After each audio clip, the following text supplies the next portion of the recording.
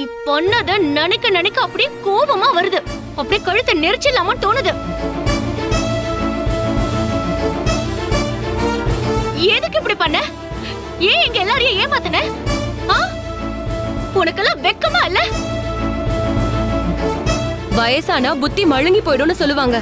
அது என்னமோ சரியாதான் இருக்கு. ஏன் ஆத்தா இப்படி ஒரு காரியத்தை பண்ண? அத்தை, என்னத்தை இதெல்லாம்? உங்களுக்கு இப்படி ஆயிடுச்சு என்ன? என் இதயமே ஒரு நிமிஷம் நின்று போயிடுச்சு தெரியுமா? அதுவும் அவரை பத்தி உங்களுக்கு தெரியும்ல. அவர் ரொம்ப அதிர்ச்சி ஆயிட்டாரு அத்தை. அவர் ஹார்ட் பேஷண்ட். நீங்க இப்படி பண்ணலாமா? சேதுவையும் தமிழ் செல்வியும் சேர்த்து வைக்க எனக்கு வேற வழி தெரியல மோகனா.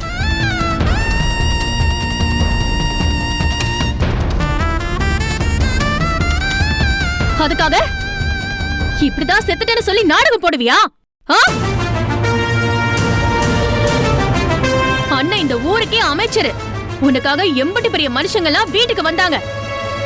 இவ்வளவு பெரிய மனுஷியா இருக்கியே, வயசுக்கு தகுந்த மாதிரி என்ன காரியத்தை இல்லாம பண்ற நீ பண்ணதுக்கு இங்க வந்தவங்க எல்லாம் கேவலமா பாத்துட்டு போறாங்க. ஒட்டுமொத்த குடும்பத்தையும் அசிங்கப்படுத்திட்டல நீ.